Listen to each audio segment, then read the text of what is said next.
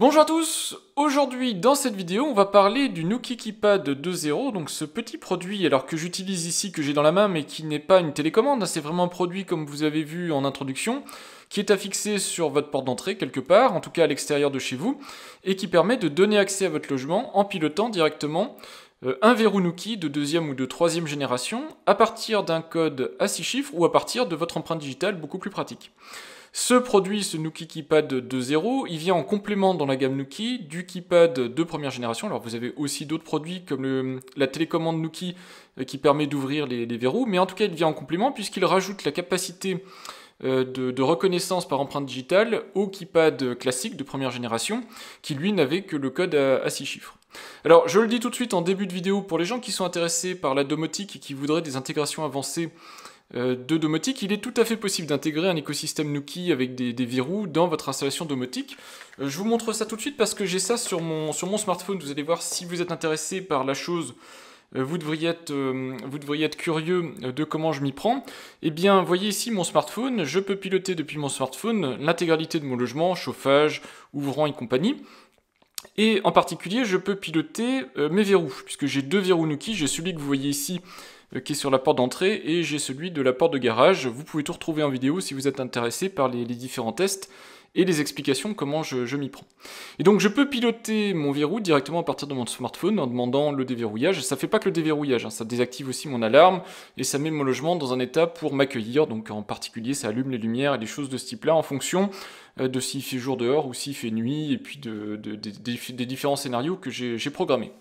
Mais ce Nuki Keypad que je vous présente ici, c'est un produit qui est un petit peu différent. Il n'est pas intégrable en tant que tel en domotique, c'est un produit dont l'objectif est d'être associé à un verrou Nuki, et il va piloter un verrou Nuki, par le code ou par l'empreinte digitale. Alors à quoi ça sert ? Le pilotage d'un verrou Nuki, ça vous permet, sans avoir besoin de clé, quand vous partez de chez vous, d'ouvrir et de fermer votre porte, alors porte d'accès principale ou une porte secondaire, peu importe, et de rentrer chez vous sans clé. Le verrou fonctionne sur batterie, la télécommande fonctionne elle aussi sur pile, et vous pouvez comme ça piloter une serrure, un cylindre traditionnel, avec un verrou connecté, directement en local, soit avec ce type de télécommande, soit avec votre smartphone, sans avoir besoin d'être intégré à Internet. Donc c'est un produit qui est extrêmement sûr, puisque si vous le souhaitez, vous pouvez juste l'utiliser comme ça, purement en local, c'est des communications Bluetooth locales, et ouvrir votre verrou, fermer votre verrou. Ça vous permet aussi, et surtout c'est un scénario qui est beaucoup déployé en ce moment, si vous faites de la location ou si vous prêtez votre logement, ça vous évite d'avoir à prêter les clés. Parce qu'il y a toujours un risque qu'une personne fasse une copie de vos clés et par la suite que vous subissiez un vol. Ici, vous pouvez saisir des codes sur le verrou et puis donner l'accès à une personne pendant une période programmée. Donc soit indéfiniment si vous le souhaitez, si c'est un habitant du logement, soit pendant une période programmée, et dans ce cas-là, le code va s'invalider et la personne ne pourra plus rentrer avec le code. Donc si vous faites de la location, si vous prêtez votre logement, ça peut être extrêmement pratique de passer par ce type de petit accessoire. Et l'empreinte digitale est extrêmement pratique, pas dans le cas où vous prêtez votre logement, puisque vous n'allez pas demander aux personnes qui viennent temporairement chez vous de saisir à chaque fois leur empreinte digitale pour l'enregistrement. C'est plus pour les personnes qui sont domiciliées chez vous, en fait, en particulier les personnes qui pourraient avoir du mal avec des clés, qui les perdent régulièrement, qui les égarent, ou pour lesquelles c'est pas pratique d'utiliser des clés, vous pouvez leur faire ouvrir la porte avec l'empreinte digitale. C'est extrêmement sûr, beaucoup plus sûr que taper un code, parce qu'il faut le faire à l'abri des regards indiscrets évidemment, et surtout c'est beaucoup plus rapide. Vous avez vu, je vous ai fait la démo en vidéo, j'ai mis mes deux index gauche, index droit dans le Nuki Keypad, et si j'appuie sur le keypad, donc vous voyez il réfléchit, et il m'ouvre le verrou. C'est instantané et ça fonctionne très très bien. Vous pouvez faire reverrouiller juste avec la touche retour si vous voulez pas de sécurité. Moi j'ai désactivé cette possibilité-là. Ou remettre l'empreinte digitale.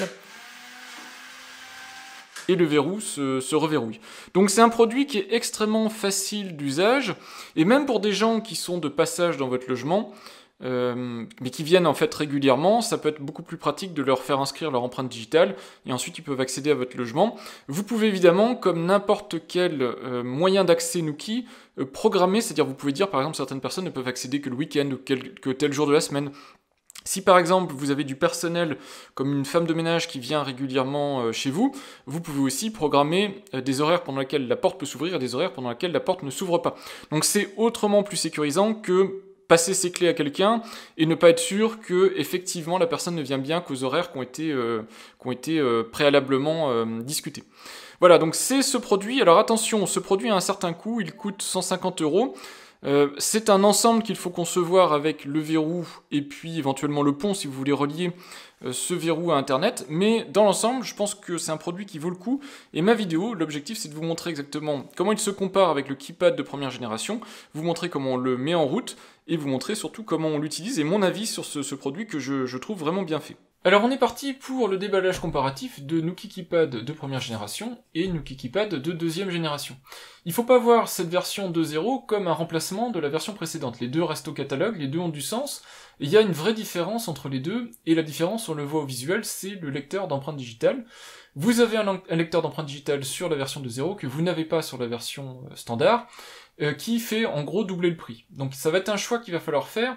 Moi je vous le dis tout de suite, si vous vous engagez dans l'écosystème Nuki et que vous avez besoin d'un keypad, parce que tout le monde n'en a pas besoin, mais vous voulez vous garantir le fait de ne pas avoir besoin ni de clés, ni de smartphone pour accéder à chez vous, et que des personnes puissent y accéder même sans avoir besoin de clés ou d'avoir l'application Nuki, dans ce cas-là vous allez partir sur un keypad. Le keypad avec l'empreinte digitale fait une vraie différence par rapport à un keypad classique, et j'espère que l'introduction que je vous ai montrée vous l'illustre. Donc, c'est pour ça que le produit est différent, c'est parce que le keypad ici est un modèle un peu plus gros et surtout avec une capacité supplémentaire. Il y a aussi une différence notable, et je vous la donne tout de suite, le Nuki Keypad classique, il est compatible avec toutes les générations Nuki. Donc de la toute première, du tout premier verrou connecté Nuki, au tout dernier, au Nuki 3, Pro ou pas Pro. Alors que le Nuki Keypad de deuxième génération, lui, n'est pas compatible avec la toute première génération de verrou Nuki, mais reste compatible avec tout le reste. Voilà, si ce n'est ça, vous avez des produits qui sont très similaires, et donc je vous les déballe pour que vous puissiez voir à quoi ça ressemble. Mais avant tout ça, je vais vous montrer rapidement donc l'emballage. Vous voyez déjà qu'il y a une petite différence avec les emballages traditionnels Nuki. On va dire que ça, c'était les emballages Nuki à l'ancienne. Nuki a revu ses emballages avec les Nuki Smart Lock 3, et vous avez un emballage modernisé. Alors moi j'aimais bien l'ancienne variante, mais ici vous avez un visuel du produit, et une nouvelle manière, d'une nouvelle écriture en fait des produits Nuki. Vous avez les dimensions ici du produit, c'est pas un produit qui est très gros, hein, c'est vraiment compact, ça se verra pas trop sur votre porte d'entrée ou votre porte d'accès. Le fait d'avoir 4 piles AAA, donc c'est facile à remplacer, vous pouvez éventuellement je crois mettre des piles rechargeables, même si Nuki communique pas trop dessus. Il faut savoir que l'autonomie est normalement annoncée pour 1 an, mais je pense que Nuki évite de communiquer sur des durées trop longues, parce que ça dépend évidemment de la fréquence à laquelle vous ouvrez, vous fermez votre porte, mais je pense que si vous êtes raisonnable, vous pouvez aller au-delà de ce type d'autonomie, ça reste du Bluetooth, et c'est des produits qui sont très peu énergivores. Vous avez un manuel, et le matériel d'installation, c'est tout simplement du double face, il n'y a pas grand chose d'autre à faire. Vous avez des visuels, donc c'est un keypad, donc la possibilité d'appuyer sur des touches, et la possibilité d'utiliser votre empreinte digitale pour ouvrir la porte. Sur le dos, vous avez quelques informations pour la mise en vente et tout ça. Il est climate neutral, ce produit. Alors ça vaut ce que ça vaut en termes puisque ce sont des produits électroniques, donc c'est jamais très bon pour la planète, évidemment, mais au moins Nuki essaye de faire quelque chose, quelques efforts, pour faire de la compensation carbone. Bon, après ça, c'est beaucoup aussi de marketing, donc vous en pensez ce que vous voulez. Et vous avez ici les informations, en particulier le logo Bluetooth, puisque je vous l'ai dit, c'est un produit Bluetooth qui consomme donc assez peu au final. Vous avez ici les informations du produit, et puis voilà, c'est à peu près tout. Hein. Et le slogan Nuki qui est vraiment réaliste, je trouve, en tout cas, moi en tout cas pour tous les produits Nuki, je trouve qu'ils sont vraiment bien faits, simples, et sécurisants, puisque Nuki fait passer des batteries de certification à ces produits. C'est des produits, même si on vous piquait votre keypad, on pourrait pas facilement rentrer chez vous, il n'y aurait pas de capacité de le faire. Donc c'est vraiment des produits qui sont bien pensés dans ces domaines-là. Vous verrez qu'on peut on doit mettre une clé sur votre keypad, ce qui fait qu'elle ne pourra pas être utilisée si vous ne la connaissez pas, et donc il n'y a aucun intérêt à vous le voler, et si on vous le volait, on pourrait pas de toute façon rentrer chez vous. C'est pas du tout comme si on vous voulait votre trousseau de clés, et on pourrait faire ce qu'on veut ensuite pour rentrer chez vous si vous changez pas vos cylindres de porte. J'ouvre la boîte, évidemment il y a que 2 petits scellés à ouvrir, donc ça va aller très vite, et puis on va regarder ce qu'il y a à l'intérieur. Vous allez voir que ça va pas chercher bien loin. Hein. Donc quand on ouvre sur la tranche, on a toujours les informations des différents produits Nuki. Hein. C'est assez sympa. La petite trappe ici avec les manuels, donc je vous montre le keypad dans un instant, je vous montre juste le manuel que je trouve bien fichu pour le coup, parce que pour une fois, il n'y a pas le petit scotch qui empêche de lire directement le contenu, et évidemment vous aurez des informations sur comment installer le KeePad. Alors ça va pas chercher bien loin, c'est assez simple à installer. Je vous montre quand même la version française, vous allez voir les 2 pages, ça va vraiment vite, puisque tout se fait dans l'application mobile, hein. Il n'y a pas vraiment à chercher, l'application mobile va vous détailler ce qu'il faut faire. Pour la garantie, c'est une garantie classique de 2 ans, mais je vous rappelle que si vous avez un vol de ce produit-là, puisque vous le mettez en extérieur, Nuki vous rembourse le KeePad à partir du moment où vous avez de la facture et un dépôt de plainte en gendarmerie, etc., pour prouver qu'il y a eu vol. Et si vous avez ça, Nuki vous remplace le KeePad de première génération ou le KeePad de deuxième génération, gratuitement, hein, sur présentation de ces justificatifs. Et ensuite, vous avez donc le KeePad dans la boîte qui est déjà équipé d'un double face 3M, donc il n'y aura rien à faire à part enlever la protection du double face, et vous pourrez commencer tout de suite à utiliser le KeePad.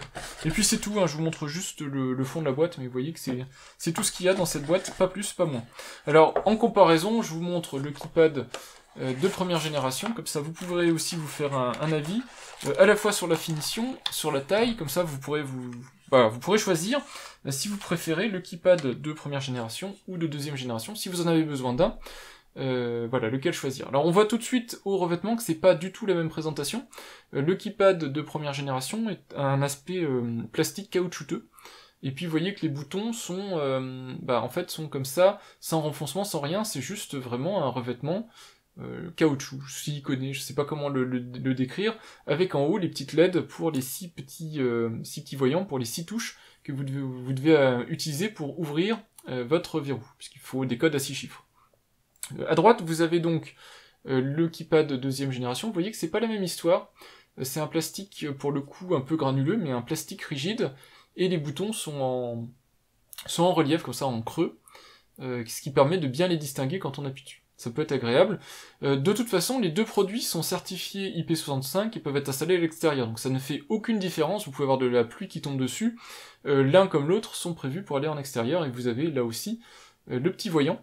Les petits voyants, 6, pour vous indiquer où vous en êtes dans la saisie de votre code. La différence majeure, vous le voyez par le clavier, c'est ici la présence d'un lecteur d'empreinte digitale avec un petit cerclage métal autour du lecteur. C'est un lecteur de dernière génération, donc avec très peu d'erreurs de lecture.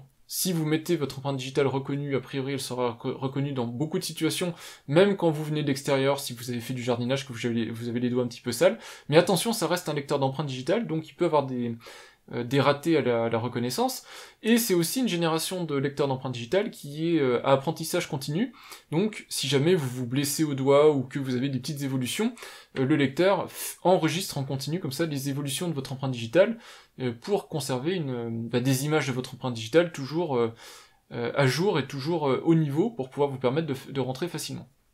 Alors, je vous l'ai dit, il y a une différence significative à la fois de taille et de prix entre ces 2 KeePads. Par contre, au niveau clavier, c'est exactement le même clavier. Il y a un clavier qui va de 1 à 9, donc vous n'avez pas le 0. Alors, soi-disant, d'après Nuki, c'est pour éviter les problèmes avec les dates anniversaires qui pourraient être trop faciles à deviner. Si vous êtes pas né avec un 0 dans votre date anniversaire, ça va pas changer grand-chose pour vous, donc je suis pas sûr que c'est vraiment le bon justificatif à trouver. Je pense plutôt que c'était plus facile sur 2 colonnes de faire saisir un nombre de 1 à 9 et d'avoir quand même une touche retour. À mon avis, c'était la raison, sinon ça leur obligé de faire une nouvelle colonne et c'était pas pratique. Bon, en tout cas, leur raison officielle, c'est ça, c'est pour les dates anniversaires. Et donc, le lecteur d'empreinte digitale, si nécessaire. Voilà, en gros, vous voyez, au niveau épaisseur, je vais vous montrer quand même, on est aussi beaucoup plus épais avec le KeePad de deuxième génération. Alors, je vais essayer de vous les mettre qu'on voit bien, mais il est pas seulement plus large et plus haut, alors il est à peine plus large, hein, voilà, je vous mets comme ça pour que vous voyez la largeur. Au niveau largeur, on est quasiment à la même chose, plus haut, enfin plus long, je sais pas comment le décrire, et plus épais, ça c'est sûr aussi. Donc évidemment, dedans on a des piles déjà AAA, donc c'est des piles qui prennent beaucoup plus de taille, et en plus le fait d'incorporer un lecteur d'empreinte digitale, là aussi ça occupe plus d'espace. Reste maintenant à accoupler ce KeePad de 2.0 avec une serrure Nuki. Alors ici j'ai pris une serrure de deuxième génération, et puis je lance aussi l'application Nuki, puisque tout va se faire dans l'application Nuki. Donc vous allez voir qu'on est guidé. Vous avez les verrous Nuki ici qui apparaissent, Et il suffit d'ajouter un produit pour pouvoir derrière pouvoir les piloter. On va donc ajouter ce keypad sur mon application. Donc ici j'ai ramené le verrou à côté, c'est pour que ce soit plus facile, hein, pour qu'il y ait une portée directe. Puisqu'en fait ce qui va se passer, et c'est ça qu'il faut comprendre, c'est que ce keypad va s'appairer en Bluetooth avec une connexion sécurisée, etc., directement sur le verrou en question. Le ou les verrous, puisque vous pouvez piloter avec ce keypad éventuellement plusieurs verrous. Par contre, c'est en direct, c'est-à-dire que n'imaginez pas utiliser ce keypad avec empreinte digitale pour de la domotique, pour pouvoir récupérer un code qui aurait été tapé ou une empreinte digitale pour faire d'autres actions. C'est vraiment un lien direct qui se fait avec le verrou et uniquement ça. Donc ça ne s'utilise exclusivement que comme ça. Donc le but de ce produit, c'est vraiment de piloter le verrou et pas autre chose. Donc on va inclure ce keypad de 0 sur ce verrou en fait en génération 2. Vous pourriez utiliser un verrou en génération 3, donc 3 ou 3 Pro que j'ai aussi, hein. C'est juste que moi c'est comme ça que je veux l'utiliser, donc c'est comme ça que je m'y prends. Donc je vais ici, je vais dans gérer mes appareils, je vais dans keypad et vous voyez qu'ici j'ai déjà en fait ce keypad là qui est inclus avec la Nuki 3 Pro et la Nuki 2. Donc du coup je vais enlever ici, je vais sortir Nuki 2 de ce keypad là, comme ça je vais pouvoir ensuite déconnecter le keypad et connecter celui-là à la place. Voilà, maintenant je suis dans une situation qui devrait être similaire à la vôtre si c'est la première fois que vous achetez un keypad. Donc je peux aller dans keypad, vous voyez que j'ai maintenant donc le keypad ici de première génération déjà connecté à mon autre verrou, et sur ce verrou-ci, donc je peux le sélectionner et je peux connecter un keypad. Donc on me demande, exactement comme pour l'autre keypad, de maintenir la touche retour pendant 5 secondes. Vous allez voir ici, de toute façon tous les voyants s'illuminent, et ensuite on lâche. Et là, vous allez avoir le smartphone qui réagit comme le keypad. Donc ça se fait vraiment très facilement. Et ensuite, on vous demande de saisir un code de sécurité à 6 chiffres qui protège le keypad. Ça va faire qu'en cas de vol, par exemple, on ne peut pas recycler ce keypad pour l'inclure sur son propre réseau. Donc, vous utilisez un code de sécurité, et puis vous n'oubliez pas ici de cocher ce souvenir du code de sécurité, ce qui évitera d'avoir à le ressaisir à chaque fois que vous rentrez dans l'application. J'ai saisi mon code de sécurité à 6 chiffres, je le valide, je fais suivant, et donc là maintenant ce keypad va être inscrit avec ce code de sécurité. Donc il va être protégé contre le vol et contre quelque part la modification. Donc même si on forçait les réglages sans le code de sécurité, on ne peut rien faire avec ce keypad, et ensuite donc l'application va s'occuper de faire en sorte que ce keypad s'inscrive sur ce verrou connecté pour que les deux fonctionnent ensemble. Ensuite, vous pouvez choisir le code de sécurité qui va vous permettre d'ouvrir la porte. Donc pour le moment, on parle bien de code, donc un petit code à 6 chiffres, parce que de toute façon, ça va être toujours la solution de repli. Si jamais l'empreinte digitale ne marche pas, alors, dans des cas rares, mais bon, ça peut arriver, vous aurez toujours la capacité d'ouvrir avec un code. Donc vous saisissez votre code, et une fois le code saisi, c'est là où vous allez pouvoir commencer à saisir votre empreinte digitale. Alors moi je vais prendre l'index de ma main droite, mais vous pouvez éventuellement enregistrer plusieurs doigts si c'est nécessaire. Vous avez quand même une limite, je crois, de 20 empreintes digitales, donc il faudra les utiliser avec parcimonie, mais a priori les empreintes digitales c'est pour les gens qui ont l'habitude d'accéder au logement. Pour les gens qui sont de passage dans le logement, ou si vous faites du locatif, vous avez aucune raison d'enregistrer les empreintes digitales, vous allez passer des codes en fait à 6 chiffres, temporaire ou définitif, peu importe, parce que vous avez aussi ces capacités-là, on va y revenir après. Donc moi j'utilise mon empreinte digitale, et ici, donc je vais poser l'empreinte digitale sur le keypad. Donc je fais ajouter, et donc on vous demande de placer le doigt sur le lecteur, et puis là c'est exactement comme comme un lecteur d'empreinte digitale classique. Donc vous placez le doigt sur le lecteur, et vous allez ensuite avoir des informations de complétion. Donc vous le déposez plusieurs fois, vous voyez que c'est assez rapide, quasiment aussi rapide que sur un smartphone.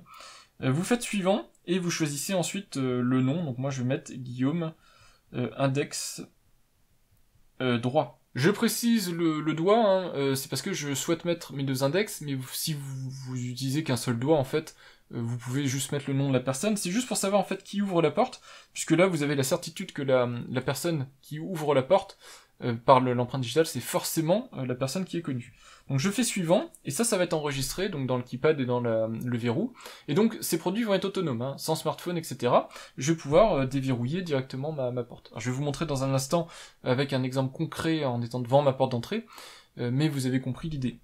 Comme le keypad de première génération, vous pouvez choisir de reverrouiller avec la touche retour, ou avec code d'entrée ou empreinte digitale. Alors évidemment, moi je vous conseille de faire la version sécurisée, mais l'autre solution c'est quand vous fermez votre porte, vous appuyez juste sur la touche retour, et automatiquement la porte va se fermer. Vous faites comme vous voulez, vous avez les deux options. Vous pouvez aussi complètement désactiver la fermeture de porte, si vous voulez prendre aucun risque et être sûr de votre coup, sortir un smartphone, etc. pour verrouiller la porte. Donc moi je fais comme ça, je serai obligé de saisir mon code, ou mettre mon empreinte pour pouvoir aller plus loin.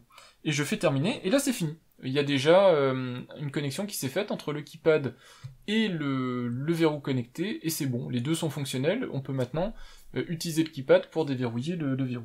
Alors on peut retourner dans le keypad, hein. Ici vous voyez que j'ai juste à choisir ici le verrou qui est maître, on va dire, sur le keypad, le verrou qui va me servir à le configurer, et on va pouvoir voir ensemble les différents réglages du keypad. Donc vous avez ici des informations du keypad, vous avez entre autres son nom, vous pouvez le renommer si vous voulez être sûr duquel vous parlez. Donc moi je vais l'appeler Nuki Keypad 2.0 parce que comme j'ai les deux, du coup je vais être sûr de savoir duquel je parle, et donc comme ça en mettant un nom unique, je serai sûr de pas me tromper. En dessous vous avez l'identifiant du keypad, donc ça sert si vous avez besoin de contacter le support et tout ça. Le niveau de remontée, le niveau des piles en fait, pour savoir s'il est bientôt temps de les changer, pour éviter de tomber en panne. Si vous faites vraiment confiance à ce type de produit, c'est quand même intéressant de savoir à l'avance qu'il faut changer les piles pour pas être bloqué devant la porte d'entrée. Vous avez les statistiques d'accès qui vous permettent de savoir qui est rentré, combien de fois le verrou a été déverrouillé, verrouillé par le keypad. Vous pouvez modifier le code de sécurité si vous avez mis un code de sécurité donc obligatoire. Ça c'est si vous devez le revendre, etc. Vous pouvez le changer, ce code de sécurité. La possibilité de faire des mises à jour du firmware. Alors ici, j'ai pas de notification de mise à jour en attente, donc c'est que probablement il n'y en a pas. Vous avez la possibilité de verrouiller le keypad donc quand vous partez. L'accès pour une durée limitée, ça vous permet par exemple de déverrouiller et de verrouiller les portes, mais que pendant une certaine plage horaire, c'est de dire par exemple, je sais pas, à partir de 9h le soir, jusqu'au lendemain matin à 7h, personne ne peut utiliser le keypad pour ouvrir votre verrou. Donc si vous n'êtes pas serein, Nuki a rajouté en plus ces capacités-là pour être sûr de votre coup. Comme ça, vous êtes sûr qu'une personne qui ouvrirait la porte aurait le smartphone, ou une autre intégration, peu importe, ou la clé du logement pour pouvoir rentrer. Donc si vous n'êtes pas serein, vous activez ça, et vous pouvez ici définir des plages horaires pendant lesquelles le keypad n'est pas disponible. Vous avez les actions de verrouillage, déverrouillage, etc. Donc là, ça va faire automatiquement en fonction du statut de votre verrou, un verrouillage, un déverrouillage en mode intelligent, mais sinon vous pouvez forcer en lock and go, en ouverture de porte, etc. Si vous voulez vraiment qu'une action de verrouillage déclenche quelque chose, donc là vous pouvez forcer le comportement. Vous avez aussi la possibilité d'utiliser la touche retour, donc ça tout à l'heure j'ai désactivé, mais vous voyez qu'on peut le réactiver si on le souhaite, on n'est pas obligé. Ici vous avez le réglage de la luminosité des petites LED qui sont là-haut, donc si vous voulez économiser un petit peu de piles, ça vous permet toujours de le faire. Et enfin vous pouvez rétablir les paramètres d'usine, donc ça pour réinitialiser votre keypad si vous voulez le revendre par exemple. Ça va lui enlever, donc on va vous demander votre code de sécurité, et puis ensuite vous pourrez le revendre en toute quiétude, il sera réinitialisé, donc il pourra être réinclus sur un autre verrou. Connecter le keypad, ça c'est si vous voulez en connecter un autre, vous ne pouvez en avoir qu'un par verrou donné. Vous pouvez connecter un keypad sur plusieurs verrous, mais par contre, un verrou donné ne peut avoir qu'un seul keypad à un instant donné connecté, donc il faudra faire un choix. Et enfin, vous pouvez tout simplement supprimer le keypad de ce verrou.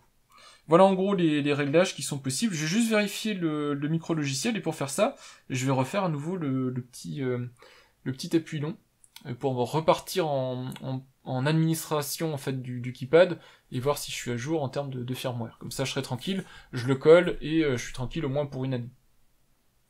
Voilà, le micro-logiciel livré est à jour, donc tout va bien.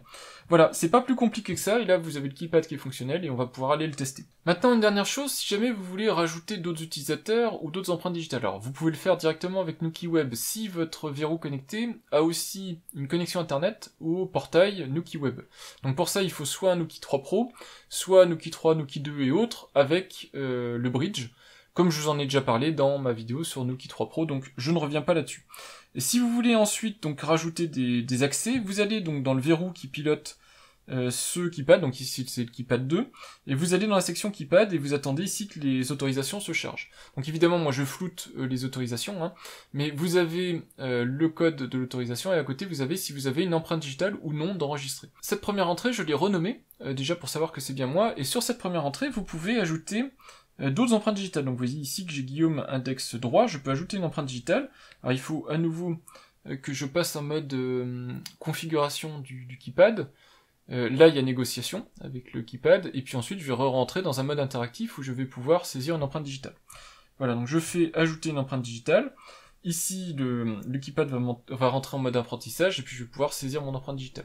Donc ça, c'est pour saisir plusieurs empreintes digitales sur le même code. Alors c'est un code que vous avez par personne, éventuellement, ou un code que vous partagez, si vous voulez que tous les membres du foyer utilisent le même code à 6 chiffres, mais que toutes les empreintes digitales fonctionnent avec ce code à 6 chiffres. À vous de voir qu'est-ce que vous trouvez de plus pratique. Moi je vous conseille quand même, quoi qu'il arrive, de faire une entrée par personne, donc un code qui est spécifique à chaque personne, et puis l'intérêt justement de cette empreinte digitale, c'est de faire en sorte que les gens qui n'ont pas forcément de mémoire, ou peut-être les enfants, les plus jeunes en tout cas, puissent ouvrir la porte d'entrée sans avoir besoin d'emmener des clés avec eux, donc avec le risque éventuellement de les perdre, mais aussi du coup vous annulez tout risque d'oublier le code ou d'avoir à changer le code si jamais il y a un souci, puisqu'avec l'empreinte digitale, il n'y a pas de risque de perdre ses doigts. Voilà, donc ici vous avez vu comment ça fonctionne. Je sais pas si vous avez remarqué, mais il y avait une toute petite erreur de traduction, il y avait de l'anglais qui restait, mais sinon on voit donc que maintenant il y a deux empreintes digitales qui sont associées au même code, donc pour la même personne.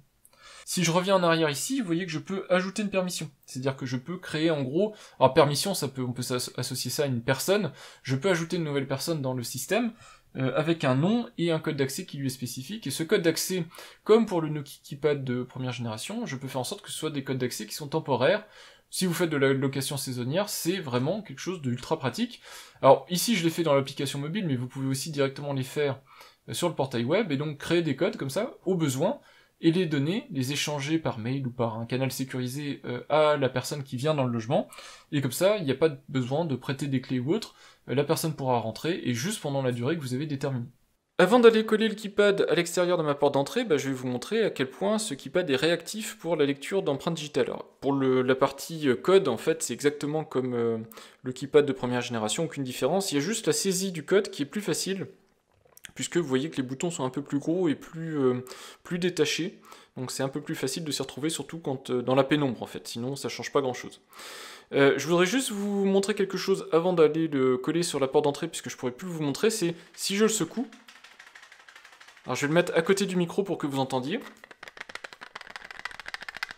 Voilà, ce sont les piles qui se baladent en fait dans le keypad, enfin qui bougent un petit peu. Ça fait, sur ce point-là, ça fait mal fini. Ils auraient pu mettre une petite cale en mousse ou je sais pas pour éviter que ça se balade comme ça.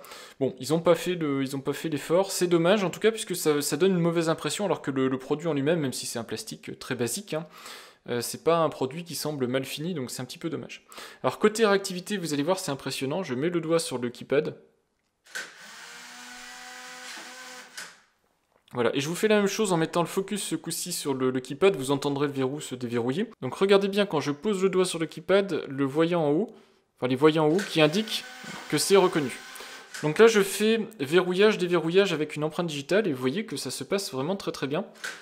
La serrure réagit vraiment au quart de tour. Et vous avez aussi, donc je vous l'ai dit, la possibilité avec la touche retour de verrouiller. Moi j'ai désactivé. Donc ici, ça ne va pas m'accepter la commande, mais si vous le souhaitez, uniquement si vous avez envie, vous pouvez, en appuyant sur cette touche-là, verrouiller votre verrou qui se trouve derrière. Voilà, donc au final, vous voyez que c'est extrêmement réactif, et ça change vraiment la vie. Pour les gens qui utilisent déjà ce keypad de première génération, vous voyez la vraie différence. Vous allez avoir un keypad extrêmement réactif, et surtout beaucoup plus pratique à utiliser, beaucoup plus fiable, avec une détection d'empreinte digitale.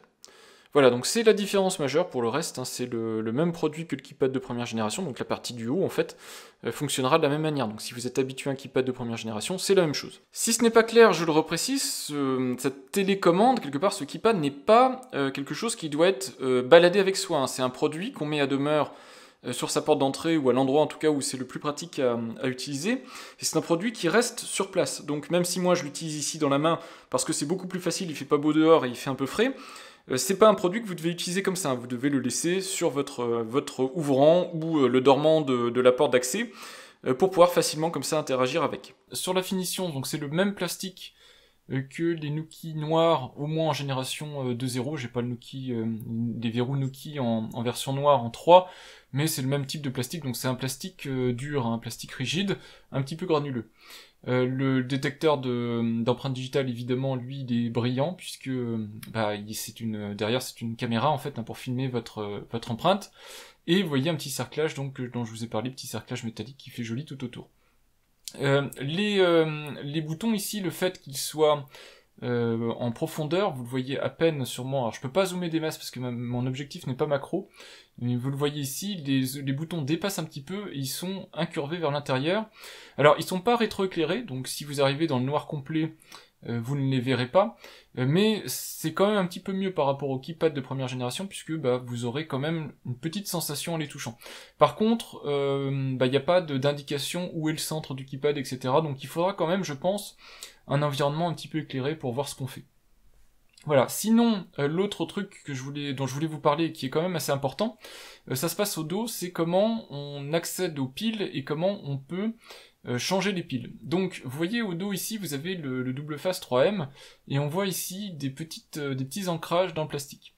Alors c'est parce qu'en fait, imaginez que le Nuki Keypad est accroché sur la porte, vous pouvez le décrocher en le levant, comme ça, donc vous voyez ici le chariot qui est ici à l'arrière se déclipse comme ça vers le bas, et une fois que le chariot est déclipsé vers le bas, vous avez ce support là qui reste là où vous l'avez installé, donc sur votre porte ou sur votre mur, en fonction de comment vous l'avez collé. Donc ça reste à demeure en place. Et ensuite vous avez la deuxième partie du keypad, alors je cache toujours, je sais pas si ça a une quelconque utilité, mais vous avez les informations techniques Nuki Keypad 2.0, et vous avez en dessous un petit identifiant avec des QR codes. Et vous voyez ici une trappe, c'est la trappe à pile. Pour l'ouvrir, il faudra vous munir, alors soit d'une pièce de monnaie, soit ici j'ai pris un tournevis plat.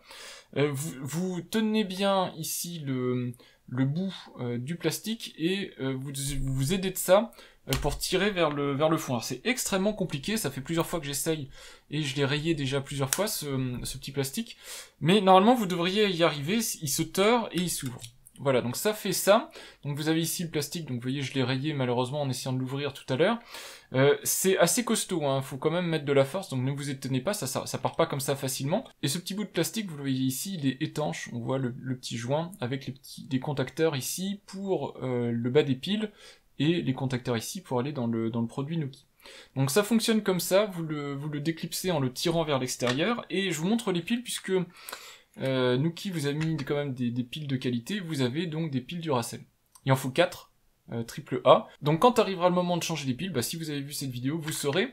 Je vous le redis, j'ai pu mettre des piles rechargeables, triple A, mais c'est pas écrit spécifiquement dans la documentation Nuki, donc je ne sais pas si ça fonctionne. Si ça se trouve, au bout de 2-3 semaines, vous allez avoir une alerte de piles bas.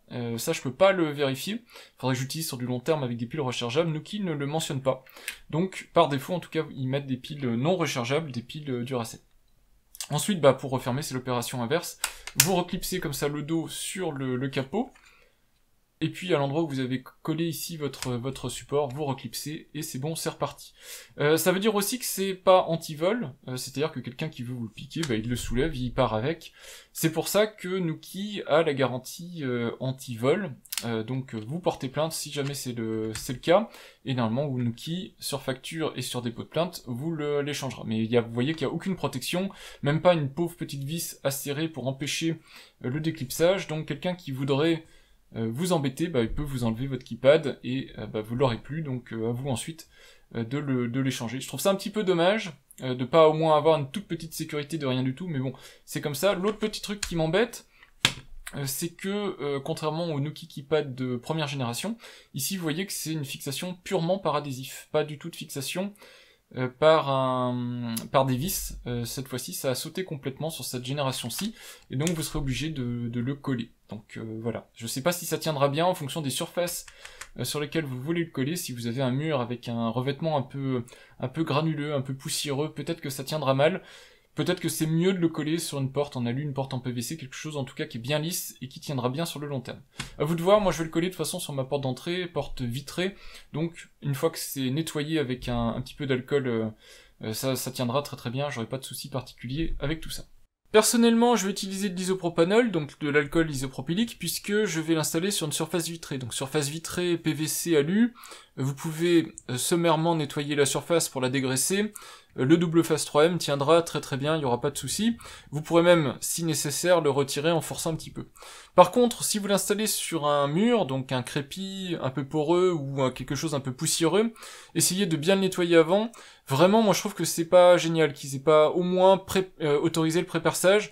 Si vous pouvez, percer le dos en plastique et mettez des chevilles si vous voulez être sûr que ça ne bouge pas. Ensuite, une fois que vous retirez la protection du double face, vous avez juste à préparer votre Nuki Keypad au bon endroit. N'appuyez pas tout de suite dessus très fort, vous faites juste que le positionner, vérifiez bien qu'il est comme vous le souhaitez, donc d'aplomb avec un niveau si vous souhaitez vraiment aller au bout des choses. Seulement une fois que vous êtes sûr que le produit est à sa place, là vous pouvez appuyer dessus, vous pouvez le déclipser, et ensuite vous pourrez appuyer dessus vraiment fortement pour être sûr que le double face adhère bien. Une fois que le double face est mis, je vous l'ai dit, il n'y a pas de souci, vous ne devriez pas par mégarde le retirer. C'est un double face qui est quand même assez costaud, donc il n'y a pas de souci particulier. Même en cas de forte chaleur ou de froid, ça va tenir. On va maintenant parler de prix, de rapport qualité-prix, et puis de mon avis concernant Nuki Keypad 2.0. Alors, concernant le prix, vous allez voir que quand même, il y a une augmentation significative de tarifs par rapport à Keypad. Keypad qui reste au catalogue, bien sûr. Le Keypad, évidemment, il y a des promotions régulièrement, je vous montre le prix catalogue Nuki. Le prix officiel donc d'un Keypad, c'est 79 €. Ce qui, pour un petit accessoire de ce type-là, est déjà relativement élevé. Alors, ça reste un petit Keypad bien fini, mais il a une utilisation limitée. Je vous l'ai dit, par exemple, en domotique, vous ne pouvez pas réutiliser ce Keypad pour interagir avec votre installation domotique. Il est directement appairé avec un verrou Nuki, et son but, c'est de piloter un verrou Nuki. Vous ne pouvez pas en faire autre chose, même si, a priori, son protocole, c'est du Bluetooth. C'est une association directe avec un verrou Nuki, et c'est tout. Le Keypad 2.0, il vaut tout simplement le double de prix, 159 €. Alors, on peut le voir comme excessif en termes de prix, et je serais pas tout à fait contre cet avis-là, mais pour moi, il a vraiment une utilisation intéressante au quotidien. Il faut le voir comme un bundle quelque part avec un Smart Lock, alors 3 ou 3 Pro, suivant ce que vous préférez. Moi, je vous conseille, en tout cas, si vous partez sur un écosystème Nuki complet, donc vous êtes intéressé pour l'ouverture d'une porte, de partir sur une Smart Lock 3, pas forcément la 3 Pro, la 3 Pro c'est plus pour le look ou les choses comme ça, mais la 3 suffira. Vous prenez un Keypad 2.0, vous prenez un door sensor pour aller avec le verrou, et vous prenez le bridge.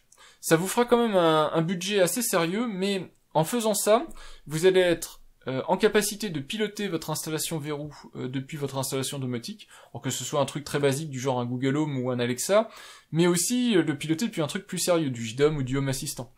Et en plus, avec le Keypad, vous avez la possibilité de déverrouiller votre verrou de manière extrêmement sécurisée. C'est pour ça que je vous dis que c'est un certain budget, le Keypad 2.0, mais pour moi, ce budget, il a un sens. Quand on ouvre sa porte d'entrée, on est amené, en tout cas, à saisir donc son code à 6 chiffres. Le code à 6 chiffres, si vous n'êtes pas vigilant, vous pouvez facilement quelque part vous le faire piquer, c'est-à-dire que si quelqu'un jette un coup d'œil au code que vous tapez, c'est comme si vous lui aviez donné les clés. Et autant où c'est extrêmement sécurisé ce type de verrou, autant où là c'est une faiblesse. Taper un code à 6 chiffres, si jamais vous n'êtes pas vigilant sur la personne qui jette un coup d'œil à ce que vous faites.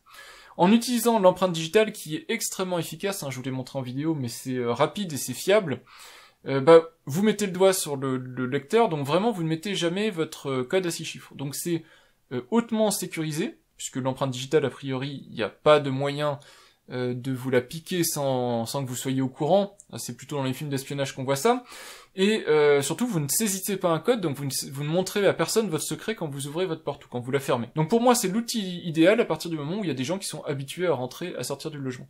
Donc, autrement dit, si vous cherchez un produit pour faire du Airbnb ou des choses comme ça, le Keypad 2.0 ne vous sert à rien, puisque ce sont que des gens qui vont être de passage dans le logement, donc jamais ils vont saisir leur empreinte digitale pour rester dans le logement. Donc un Keypad suffira largement, vous leur préparez les codes, ils peuvent les utiliser pendant une certaine durée, automatiquement ces codes deviennent périmés quand vous l'avez demandé, et la porte ne s'ouvrira plus avec ce type de code-là.